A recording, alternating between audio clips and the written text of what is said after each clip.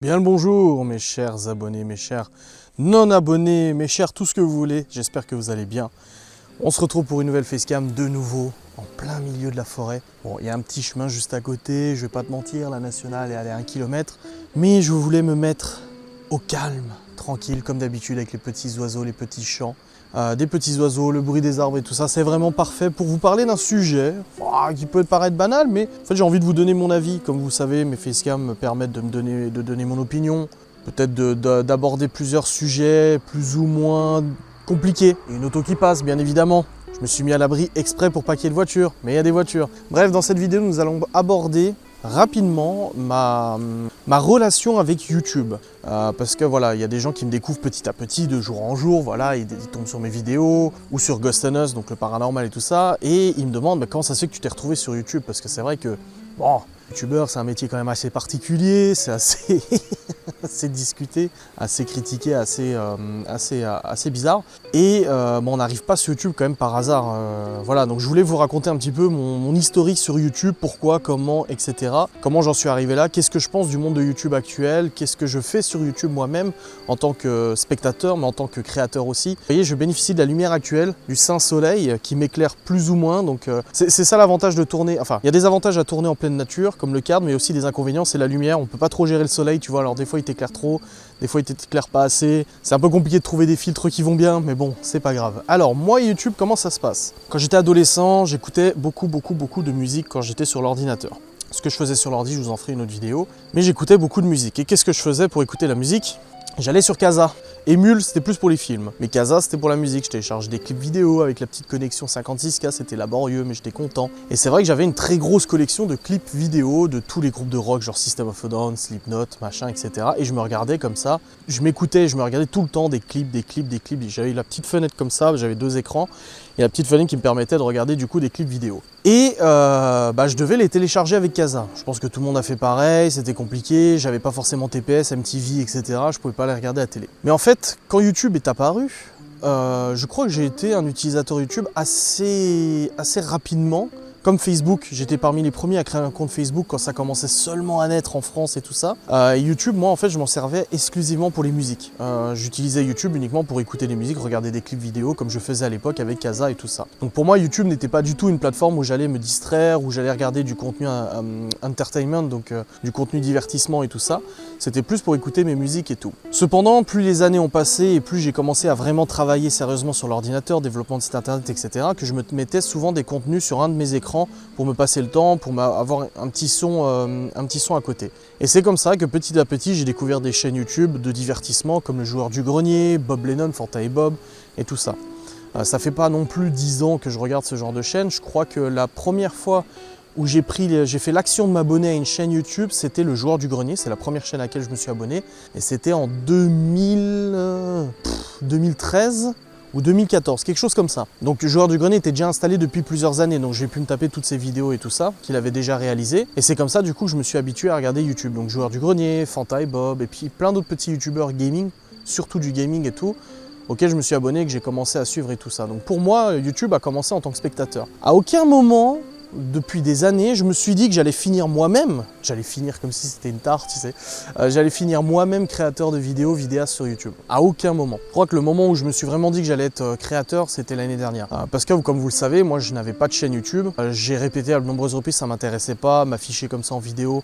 J'avais ni la voix pour, ni le physique pour, ni le côté intéressant, pas forcément des choses à raconter, etc. d'intéressant. Et du coup, je me suis toujours restreint de ne pas avoir de chaîne YouTube et tout. Même si j'en aurais eu peut-être l'opportunité, ça m'intéressait pas. J'ai plus poussé de l'autre côté pour que ça se fasse, parce que je savais que sur YouTube, il y avait de plus en plus de contenu divertissant. Moi, je suis quelqu'un qui analyse beaucoup, qui regarde plein de choses différentes, et c'est vrai que j'aime bien les tendances, pas les tendances YouTube, mais j'aime bien regarder un peu les tendances de ce qui se fait en ce moment.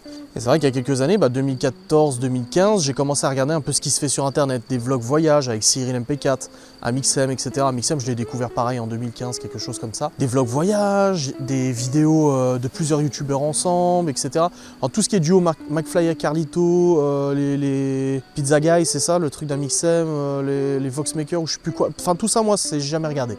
Je regardais vraiment quasiment que des youtubeurs indépendants qui étaient tout seuls. Et j'ai commencé à voir un peu ce qui se faisait sur YouTube. Et finalement, vu que je suis tombé dedans en tant que métier, à gérer du coup une chaîne YouTube, les montages, les tournages, les rendus, les publications, les miniatures, les putaclics, les titres, les machins, etc. J'ai dû par la force des choses du coup commencer à regarder un peu ce qui se faisait ailleurs, regarder comment ça marchait, qu'est-ce qui marchait pas, comment faire les choses, qu'est-ce qui marchait bien, comment l'algorithme de YouTube fonctionne. Donc j'ai dû comme ça épier tous les forums, YouTube, Google, etc. pour voir ce que les gens en disaient, parler avec d'autres créateurs et tout, pour pouvoir me forger une opinion sur YouTube et comment du coup faire que YouTube devienne vraiment un métier. Comme je l'ai dit, à ce moment-là, c'était pas pour moi un métier. Pour moi, mon métier, c'était plus dans le background, c'était la gestion, le montage de vidéos, etc. Plus du montage que la création de vidéos. Même si, forcément, tout ce qui est plan GH5, drone et tout, c'est moi qui les réalise. Tous les jolis trucs, c'est moi qui les réalise. Mais je préférais être derrière la caméra, en fait. C'est simplement, du moment où j'ai créé une chaîne YouTube pour pouvoir commenter les vidéos et montrer que c'était moi qui commentais, que les gens ont commencé à s'abonner à ma chaîne YouTube, ont commencé à petit s'abonner.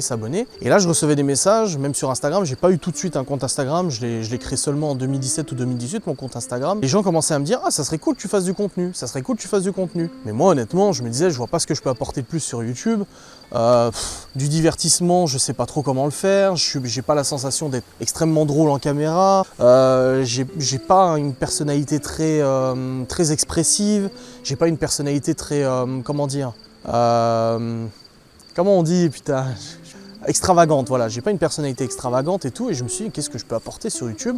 Les gens me demandent, qu'est-ce que je peux faire? Donc j'ai commencé à faire des vlogs, je me suis dit, oh, je vais faire des vlogs, vu que c'était quand même mon idée à la base, je vais essayer de le faire pour ma chaîne, on va rigoler. Ça a marché, mais après je me suis dit, je veux pas rester que dans les vlogs, j'ai l'impression que je peux faire d'autres choses sur YouTube. En fait, vous, abonnés, en regardant mon contenu et en me motivant, en me proposant justement de faire des vidéos, vous m'avez donné la persuasion que j'étais capable de faire d'autres choses. Vous m'avez donné l'envie et la motivation d'essayer des choses. Alors j'ai essayé du gaming, j'ai essayé de la VR, j'ai essayé de la facecam, j'ai essayé de la FAQ, j'ai essayé du vlog, j'ai essayé plein de choses comme ça différentes. J'ai tout essayé, enfin j'ai pas tout essayé, mais j'ai essayé plein de choses sur la chaîne et je me suis rendu compte que je pouvais être créateur aussi sur YouTube. Finalement, moi qui pensais avoir une voix de merde, parce qu'on n'aime jamais sa voix, clairement on n'aime pas sa voix, c'est comme ça, c'est un fait. Je pense pas qu'il y ait beaucoup de monde qui aime sa propre voix. Je me suis rendu compte que visiblement ma voix portait bien, mais j'ai reçu juste depuis la création de ma chaîne des milliers de personnes qui me disent que j'ai une voix qui est apparemment apaisante, une voix qui est apparemment envoûtante, ou pas envoûtante, j'aime pas ce mot-là, mais des gens me l'ont dit, mais une voix qui est peut-être marquante en fait, qui capte l'attention. J'ai apparemment un phrasé, une façon de parler, un verbeux qui est peut-être qui vous plaît. J'aborde des sujets qui vous plaît aussi. J'hésite pas à parler de choses parfois qui sont très tabous, comme le fric, la Banque de France, tous ces trucs-là, comme j'ai filmé ce matin. Et du coup, je me suis pris au jeu de me dire, tiens, je vais créer aussi du contenu sur YouTube. Alors, j'ai pas tout de suite été monétisé, donc c'était vraiment pour le chill au début. Ça me prenait un peu de travail, mais ça va, parce que c'était une fois toutes les semaines, une fois toutes les 2 semaines que je faisais une vidéo, c'était très rare. Et finalement, je me rends maintenant en 2020 à vous faire 2 vidéos par jour, quoi.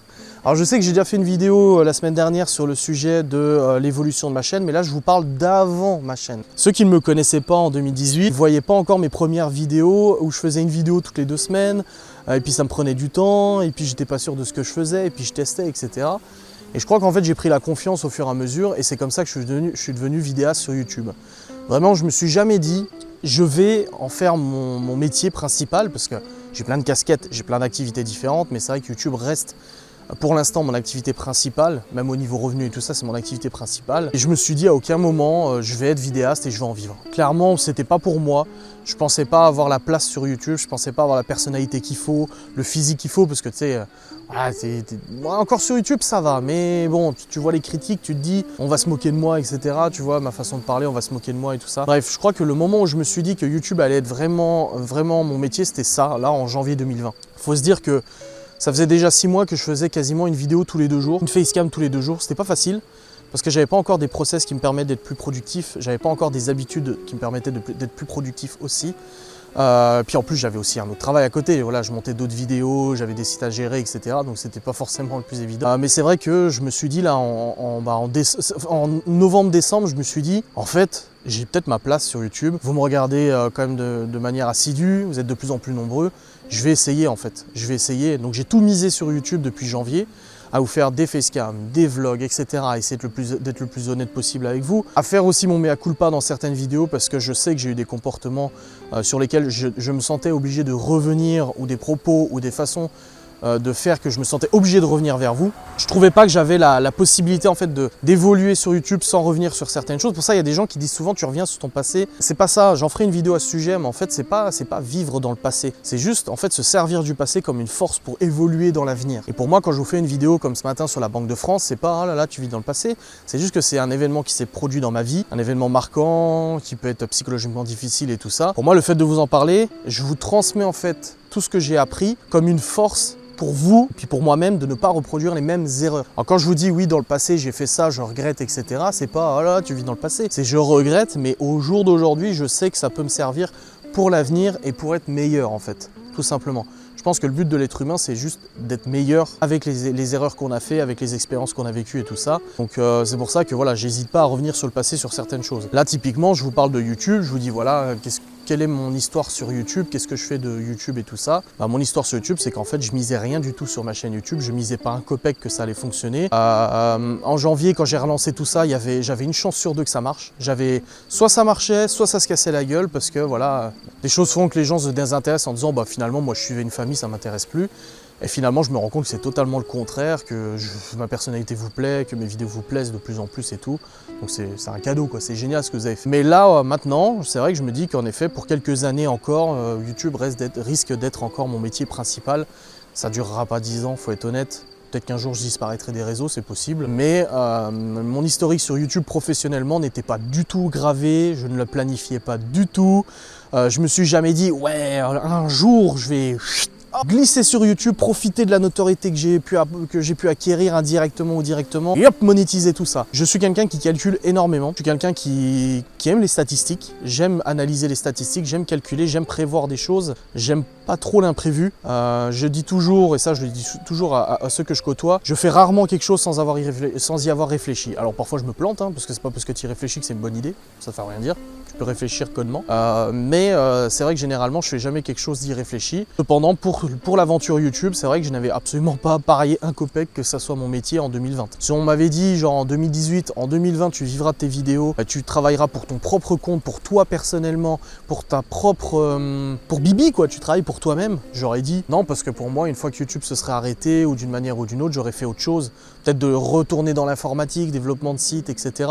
Et encore, je suis pas sûr, ou alors faire tout autre chose, être salarié dans une boîte ou quoi que ce soit, ça aurait été... J'aurais plus parié sur le fait de trouver un job dans une boîte en tant que salarié, plutôt que de continuer à mon compte et de vivre de YouTube et des réseaux, etc. Franchement, j'aurais plus parié ça.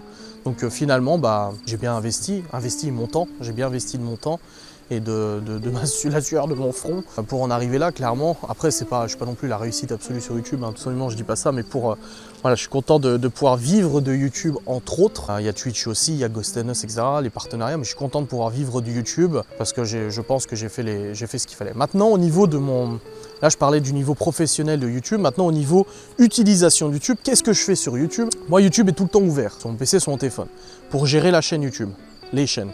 Ghost and Us, Adrien. Mais j'utilise aussi YouTube personnellement. Je suis abonné à une trentaine de chaînes YouTube à peu près. Je me désabonne souvent, je me réabonne à d'autres, etc. Des fois, je me désabonne d'une chaîne et je me réabonne 6 mois après parce que le contenu a changé, parce que la façon de filmer a changé, je préfère, etc. Je découvre des chaînes petit à petit. Moi, j'aime bien les suggestions. Clairement, quand je regarde des vidéos YouTube, je regarde dans mon fil d'actualité d'abonnement ce qui est sorti dernièrement. Donc, je vois une vidéo d'Akram, une vidéo de GMK, une vidéo de Poisson Fécond. Je regarde.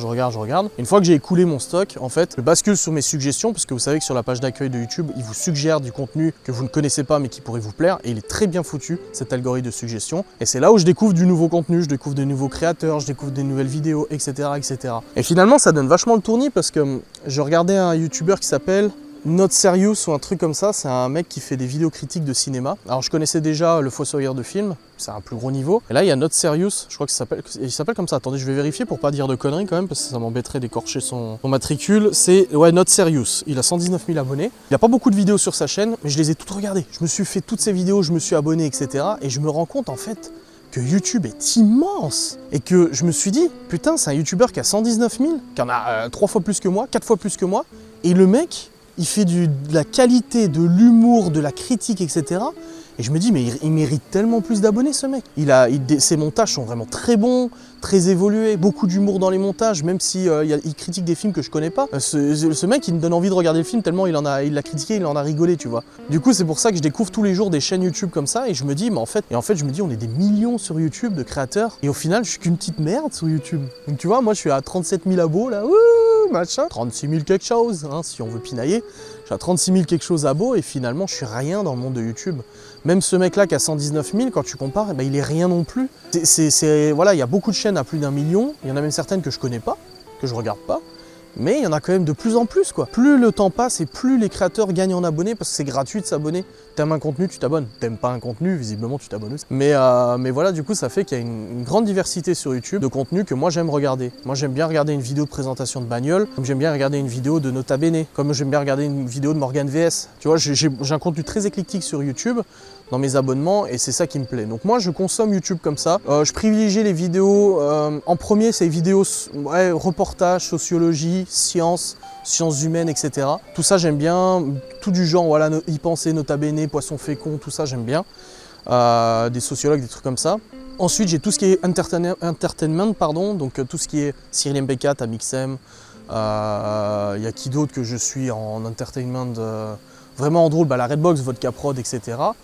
Et ensuite, il y a tout ce qui est, je trouve, en dessous, mais ça passe en fait quand tu as un truc à te mettre sous la dent. Alors moi, je fluctue beaucoup dans mes préférences. Il y a une période où je regardais beaucoup Amixem. Maintenant, je regarde beaucoup moins Amixem, ça m'arrive de louper des vidéos. Il y a une période où je regardais beaucoup Cyril et je regarde moins. Une période où je regardais beaucoup Akram et je le regarde un peu moins en ce moment. Mais j'ai switché sur d'autres créateurs, etc., etc., etc.